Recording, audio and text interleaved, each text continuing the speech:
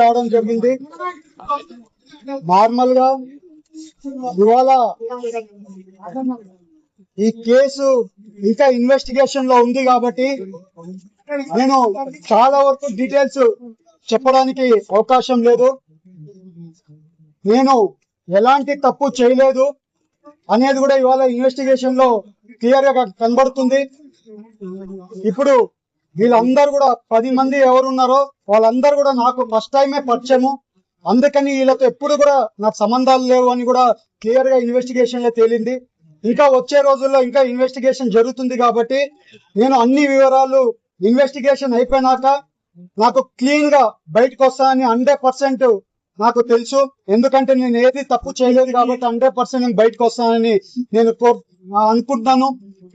వచ్చినాక ప్రతి ఒక్క డీటెయిల్స్ మీకు మీడియాలో ప్రతి ఒక్క డీటెయిల్స్ మీ అందరికి తెలుపుతానని మీ అందరికి తెలుపుతూ, అలాగే ఏమన్నా కానీ కార్యక్రమాలు ఉంటాయి, గవర్నమెంట్ కార్యక్రమాలు ఉంటే పాల్గొంటాను. అలాగే మా కార్యకర్తలు ప్రజలు అందరు కూడా ఎవరైనా కలవాల్సిన వాళ్ళందరినీ కలుసుకుంటున్నాను. ఇవాళ ఏలూరుకి రావడం జరిగింది. అందరు కూడా నన్ను ఆస్వాదించిన ప్రతి ఒక్కరిని, నన్ను తోడుగా ఉండే ప్రతి ఒక్కరిని, ఏలూరు ప్రజలు ప్రతి ఒక్కరు నాతో తోడుగా ఉన్నారు. అందరు కూడా నేను తప్పు చేయను, వాళ్ళ ఎంపీ తప్పు చేయడం అనేది వాళ్ళందరికీ తెలుసు. నేను మళ్ళీ మీ అందరి మీడియా తరఫున మళ్ళీ చెప్పుకున్నా, ఎక్కడ కానీ తప్పు చేయలేదు. నేను బయటికి క్లీన్ గా వస్తానని మీ అందరికీ తెలుపుకుంటూ అందరికి కూడా నమస్కారాలు.